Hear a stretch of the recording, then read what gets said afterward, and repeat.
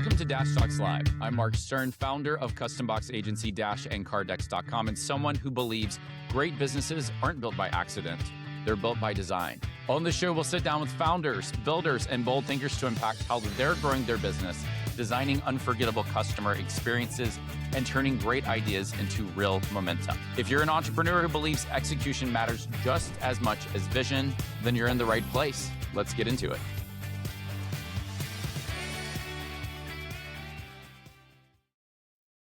Hey everyone, Mark Stern here with another episode of Dash Talks Live. I am beyond excited to be with the one and only Pape. Paul, it's so good to see you again. It's very good to see you too, Mark. Yeah. I appreciate you having me back. Yeah, no. So I had the chance to go on Paul's podcast and we had such a great time. Yeah. And then now to be able to return the favor and pull you into this universe has been is an honor. So I love what you are doing in the space that you play in, because when we talk about gamifying business, gamification, to me, this is such an untouched frontier in so many different ways. I feel like we barely scratched the surface. And so I'm really excited about today's Dash Talks Live conversation. But before we begin, would you mind for our listeners just to introduce yourself and tell us a little bit about you? Yeah, sure. My name is Pape. I'm a designer and fabricator of custom collectibles. I am known throughout the makersphere as Santa for nerds. That's my day job. Yeah, for about 20 years, that's what I've been doing. I work for companies like Disney, Universal, Nickelodeon, plus thousands of people around the world. And what I did is I basically ran an entire business on custom design. So if you had an idea that you wanted made, you'd come to me. I'd make you a one-off of that, or sometimes a short run. And then I would make that for you and send it your way. From doing that, I actually got interested in teaching other creatives how to be successful. I was on a platform called Twitch for about 6 years, where I would stream every day for 5 to 8 hours, 5 days a week. Wow. And would basically just do my work. So Twitch is known as a gaming platform, but there's also artists on there. So I would sit and do my art, and then I would just ask and answer questions. And from that, I actually learned that there's a lot of creatives out there who aren't sure how to run a business. And so from there, I actually got the seed for Gamify Business, which is the business that we're here to talk about. And what that does is it actually takes the complicated theories and notes about business and translates them into something that everybody can understand. And typically the go-to is gaming, because I myself am a big gaming nerd and everybody's familiar with how to play games.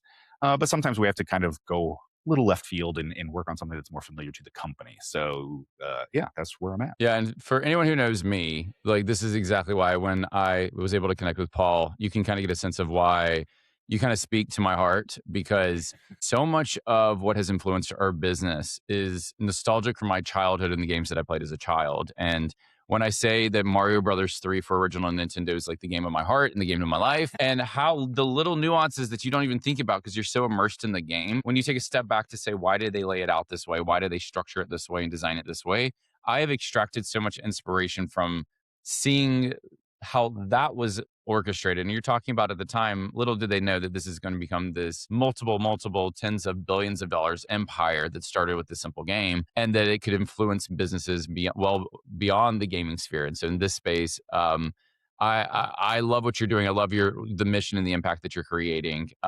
And also, because you didn't mention it, I just thought it was the coolest thing, the packaging, the work that you've done on package design, the wedding boxes. Yes, a lot of the work that I did for Pape Designs, it had its own moment. So I started off just making figurines of custom figures for people. And then it turned into, can I make wedding cake toppers? And so then I did a slew of wedding cake toppers. And then eventually it turned into, can you do the proposal as well?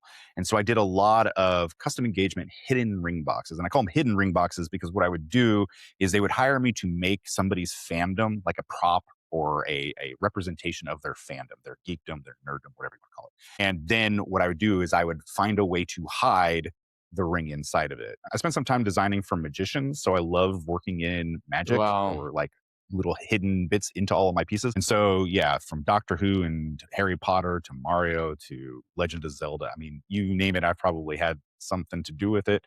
And yeah, we'd hide everything inside of it. It's a lot of fun. And talk about a piece that, again, when I think about physical products, when we engineer them, the question I have is, how do we create something that people will save? Like, the last thing I want you to do is get what we send you in the mail, look at it and toss it. These things that you create, like, they're timeless. They are works of art. It's pretty incredible to see some of the different things that Paul has brought to life in the marketplace. But like, this is a gift that I wish more entrepreneurs had, is if they had that line of thinking that you have and that you can bring, that anything is possible, especially with physical products. Yeah, Sky's the my limit. wife says that I make memories tangible, and I think that's Ah, the perfect way of expressing what it is that I do, because especially with a proposal, that's a fleeting moment in time.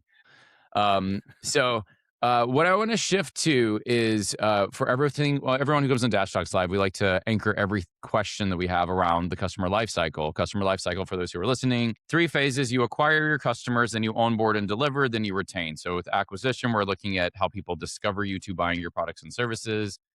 Onboarding and delivery is now that they're a new customer. How do you prepare them for the journey to get the outcome as to why they hired you in the first place? And then retention is all about extending lifetime value. What's the next way that I can support and serve? So, one of the questions we like to ask everyone on Dash Talks Live is, where would you like to focus the rest of this conversation on? Acquisition, onboarding and delivery, or retention? For me, it's always going to be acquisition because the other two are easy for me. Sounds weird, but like the retention and the actual like fulfillment that I have never had a problem with, but Yeah. acquisition has always been the thing that I love to struggle with. Yeah, and here's the reality is that I'm just like you in the sense of once we get you in our system, we can take care of you and we will Yeah, deliver. Like that's not a problem. Part of it is that I'm like, you get in your head with stories as an entrepreneur that you're like, I'm so good at onboarding and delivery, but acquisition's not my forefront. And part of it is just a rewiring of the belief around it. When you think about acquisition right now, I'm just curious about, what is something that you're working on and how are you starting to introduce and drive awareness to it in the marketplace? it's a good question. We just barely touched on this when we started this interview, but I've got this new campaign that I'm starting called Ask Anyways. This is actually a personal challenge for myself because I've got three like basically legs of my business that I run through. Pape Designs was the Santa for Nerd stuff, Gamify Business, and then I actually started writing fiction books. But what I wanted to do is I need to get more awareness out on all of three of these fronts to help kind of constantly bring in income. And so it again comes down to acquisition. And so I thought for myself, one challenge. I saw this post somewhere where somebody's like, "I'm going to do 1,000 failures in 100 days," and I was like, "Well, that's really good, but failure is a little too negative." And so I thought, well, what if we did like 1,000 asks? Like, I want something. Why don't I ask for it? If I want a publisher, why don't I just ask for it? Why don't we just put these asks out there? And so I thought, I'm going to do this challenge, but I'm also one of those people who I'm driven by deadlines and other people. Like I don't work in a vacuum. I work in a basement by myself, but I don't work in a vacuum. And so what I want to do is I want to bring other people into it. And Gamify Business is the perfect platform for this because everything that we do is quest based. And so I thought, well, should we do a contest? No, I don't want to do a contest because there's too many rules invested in that. And I'm not having you compete against anybody but yourself. So the whole thing is it's a challenge, and it's a challenge for me. It's a quest for me to accomplish this. But I thought, let's bring other people into it as well. And then because I literally work in Santa's workshop, I have so much stuff around me that I can just give away prizes. So like I don't have to invest anything into this. So if you want to join, you just do some challenging asks for yourself, submit some proof. We have this all set up on the website. And then basically after you hit a certain threshold, you start getting freebies from me that I'll just ship out to you. And one of the top ones is actually to spend some time with me as a consultant so I can actually help you get your creative business off the ground. And for me, this gives me the motivation to keep plugging along on my end of it to get to my 1,000 hours. Now, I'm not asking anybody else to get to 1,000. For me, that's just a personal thing, but that's really where we're going with that. So, and that coincides with, I just launched my fifth book, believe it or not, and that is The Jeez. Bard's Guide to Storytelling, because I Wow. found with my other book, which just came out earlier this year, which is called Quit Selling Your Shit, which is basically quit selling your product, sell the person behind it, sell the artist behind it, because that's for a lot of creatives where the ideas come from. And if we just try and sell things, we're going to get relegated to a lower price point. But when we start thinking of ourselves as wizards who make magical items, our price point goes up. But the thing is you've got to be able to sell that. So how do you sell it? You sell it through storytelling, because that's how we all connect. So all of this is tied together. So for me, the asks incorporate not selling the product, getting myself out there, becoming the storyteller of the life that I want to live, and all of that. So that's really what this challenge is all about. When we talk about this idea of acquisition and sales, one of the things to not forget is that there's a lot of people that may sell what you sell. There's a lot of people who have a lot of commonalities. What makes it different is they're not you. And so this element of who you are as a person, when people are buying from you, they're not only buying the promise you're making, but they're buying you. And that's like a key point of distinction. And so this is kind of where when I see people mimicking other people and they all start to look the same, it's because they've abandoned the one thing that is one of their best competitive edges, which is them and who you Yeah. are, your values, and bringing that to the table. There's so much personality that when I talk to you, Paul, that I get a sense of exactly who you are as a person. I even get a sense of probably what it's like working with you. But I see it because you're taking an unconventional approach that speaks to your heart and who you are. Um, And I when I'm working with my clients, that's the biggest thing that I push is like Neil deGrasse Tyson put it best. He says, as a scientist, I can be the best scientist in the world. I can know all this stuff. But the one thing I can never be is an artist, because there was never a person who's lived your experience, and there never will be another person who lived your experience. And your art and your creativity comes from your lived experience. And so that's what makes you unique. And the Mhm. fact that you can do that and speak to humanity about it and get an emotional, visceral response from them, that's a superpower. And so that's what, and I use that every day. Granted, I've been doing this for so long, it's second nature to myself, but there's a lot of creatives out there who like just don't recognize that yet. And you just touched on that about how they aren't putting themselves first. And it's like, really, that's what you should be doing. Run Yeah. with your passion. I couldn't agree more with that. There's so much mechanics of this that I think is really powerful that is not like the typical norm of what you see. And one of it is we always say a good experience has a very clear definition for success. And it's very black and white. You know, your definition for success can be broken down into many steps of if we're looking at 1,000 asks in 100 days, it could be all you're trying to do is do 10 a day for the next 100 days. So we can Yep. break it down into these small crawl walks and then runs because it may feel heavy to say it. But if the goal is we want you to ultimately get to 1,000 asks in 100 days. It's very tangible. It's very black and white. And when you have something that's a binary black, white, yes, no option, it makes it so much easier to gamify because we have a concrete ending of what success looks like. You may say, I don't even know where to begin with 10 a day. Like help my thinking and my anchoring. You can go through a training and onboarding process that anchors how to think about it. That's Yep. all designed to set you up for success. So when you hit that 1,000, it's second nature because you're in the rhythm of the flow of the experience that you're going through. When you say ask, can you break that down or make that real for me? What does that encompass? What is an ask? Yeah, and ask for me. And again, I want to reiterate, it's 1,000 for me. You can do however me you went. I'm only asking people who are joining me to do 100. Like, and if you get to that, One that's a day. one a day. It's not that hard. But what an ask is it's that thing that makes your stomach turn a little bit when you feel that the answer is going to be no, so why bother? Yeah. That's really what it is. So I'm looking for publishers for my fiction book. So I have to go out there and ask all these publishers. And I hate being rejected. We all hate being rejected. And so I don't want to put myself out there because I'm like, oh, I'm not good enough, or I've got all those things going on in my head. This is really just to say, I did it.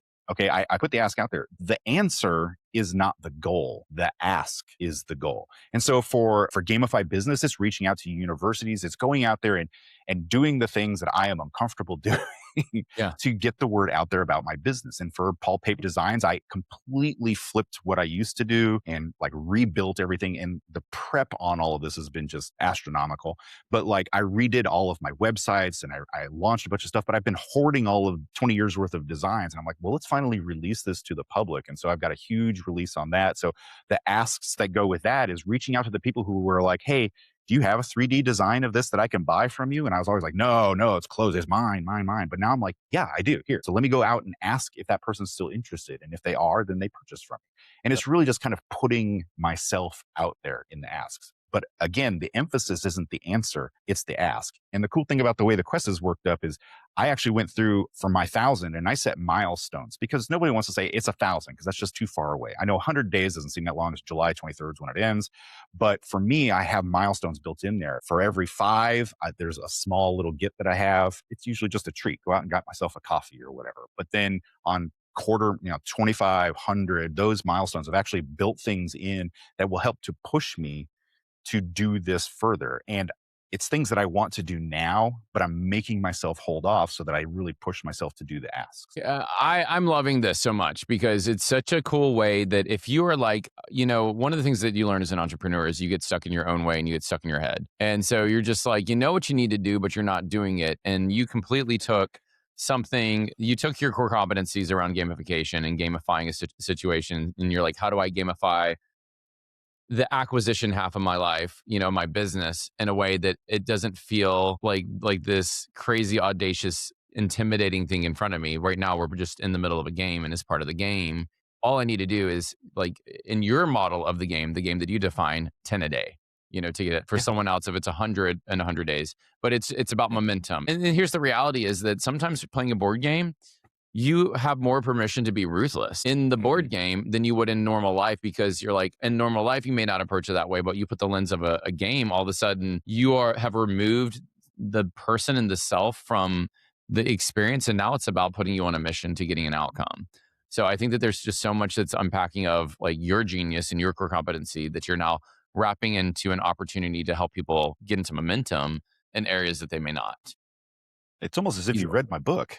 Oh my goodness. No, no, I'm This is loving. exactly what it is. It's about removing ego Yeah. because like Paul does not like to do these things, but the barkeeper, the game master has no problem doing this. Setting yourself, giving yourself my character has no problem doing those 10 asks a day. But Paul gets in his own way. Paul's like, I don't want to bother people. I've got Midwest nice, it's all of those things built into it. Whereas my character that's doing this quest, is playing this game, does not care. So I'll shoot for the moon. And what's funny is like when I was younger, I'd shoot for the moon all the time, didn't care because I didn't realize the gravity of what I was asking for, because I was young and stupid. But now I'm older and supposedly wiser, and I get in my own way, like you mentioned before. So this is a perfect way of removing ego and letting it be the character that drives you. And so for people who are interested, where's the best place to go to sign up or be part of this?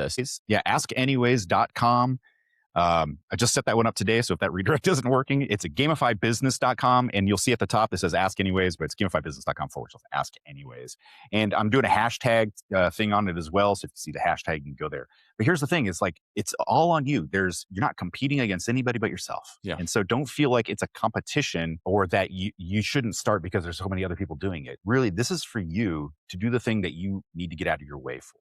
So come and join me while I'm struggling. And let me tell you, I'm going to talk about my struggles. And I love to talk about how I don't do things well. And so for every one of these failures that I have, I'm going to put it out there. There's a blog series, and I'll be doing a YouTube series that goes with it as well. It starts tomorrow. And I've already got my first ask in, which is I asked for another TED Talk. I'm like, hey, I want to do another TED Talk. So I put it out there. I made it second round. We'll see what happens. I won't know for a couple of weeks. But again, it's not about the answer. It was about the ask. I was like, well, I'd like to do it. Let's give it a shot. Once you sign up for it, am I correct in saying you will also be logging or submitting your asks as they Yes. happen? When you go through an experience like this and you do it, you will go through a transformation whether you want to or not, because where you started and where you finished is going to be a very different place. Once you submit your very first ask, and I ask for proof, and the proof has to be that you went undergrad. I don't want somebody who's like going to monster.com and applying for 1,000 jobs. That doesn't count because there's no personal ability in there. There's no risk. I want you to go out there and do something that's going to make you slightly uncomfortable. Do that weird ask, but then submit proof. You can redact anything that I shouldn't know. I don't care. I just need to see it. And once I see it, it gets deleted. It just gets added to your total. But when you do your first submit, you get a badge that you can put on all your social media, but you also get a sheet that allows you to track all of your asks up to 100. Yeah. And so you can print that out and put it on your wall, and you can start filling it in. So then you actually see it. It's kind of like those old school thermometers when we're fundraising, because we always love to see be able to track physically how we're actually doing. Another one of my core beliefs is as simple as if you don't ask, the answer is generally no. If you do ask, then the answer could be yes or no. We have a yes in the equation if you ask, but if you don't ask, don't assume that someone's just going to walk up and present to you the thing. So I love, especially in this age of AI and thinking through these tactics, the question is, how do we really stand out in such a noisy marketplace? And how you're now thinking about gamification as a means for acquisition and getting you into momentum, I think is truly remarkable. Before we wrap up this segment, is there anything else that we have not hit on that you want to hit on? I think the big one is again, just put yourself out there. We've all got a passion that we're always wanting to get into or whatever, and we just keep pushing it off to the side for whatever reason. Get out of your own way. Just ask. Like seriously, ask anyways. The worst that can happen is you'll get a no, as you mentioned there. Yeah. I mean, so if you've got that, what prom just happened, how many kids were out there just, I should have asked that person at prom? Ask anyways. I mean, if they tell you no, they tell you no. But the cool thing is this actually builds your armor. One thing that I come from theater. Theater is the world of rejection. And so what you have to do is you have to get a thick skin, as they say. But I like to think of it as you're building your armor. For every time that you're turned down for the thing that you're asking for, you're strapping on another piece of armor. So by the time you're done with this quest, this challenge, you've got a full suit of armor that makes you near impervious to that painful no once it's out there. And then look how much stronger you are when the yeses come. If you ever hear me say like work the muscle, it may be weak, it may not be there at all, but as you start to work it, it gets stronger and it gets stronger. Even the journey that I've been on as an entrepreneur, how many moments that I've looked at things to be like, oh, I'm not going to do that because that's not my strength. And then when you rewire the story and was like, why do I have this belief? And then you start to attempt it and you realize, okay, this is just a muscle I have not worked yet. And when you grow a business, there's lots of muscles that you got to work at some point in time. But what I've learned is like the more that I practice it, I may, give yourself permission that it's okay to not be perfect the first time around. But as you start to get deeper and deeper, you'll build that muscle up. And as you build it up, it becomes second nature. And then you look back and say, man, why didn't I do this sooner? Why did I get in my own way? Which I'm guilty of all the time. Paul, I appreciate you more than you know. Before we wrap up, please let our listeners know where they can learn more about you. Excellent. You can find me at paulpapedesigns.com, over at gamifybusiness.com, or any of my social medias are tied to Paul Pape Designs because they've been there for over 20 years. So just go out there and check out any of those. And all of my books are available either on Amazon or through gamifybusiness.com. For anyone who's listening, this brings us to the end of another episode of Dash Talks Live, and I'm with the one and only Paul Pape. Paul, thrilled to have had you here today. And for those who are listening, if you want to be on a future episode of Dash Talks Live, please just go to dashtalkslive.com, fill out the form, and we'll be in touch with you. We'd love to talk with you. Paul, thank you so much, my friend. It's good seeing you. Thank you, Mark. I appreciate you having me. Thank you for joining me, Mark Stern, on this episode of Dash Talks Live. If something in this conversation sparked an idea for you, take a moment to share this episode with another entrepreneur who could benefit from it. And if you think you'd be the next best guest for Dash Talks Live, come visit us at dashtalkslive.com, fill out the form, and join us for a future episode. Be sure to follow the show so you don't miss future conversations with founders and builders who are creating what's next. And if you want to learn more about designing your own customer journeys and experiences, come visit us at customboxagency.com and have a free consultation. Meet with a member of our team. Until next time, keep building with intention. Cheers.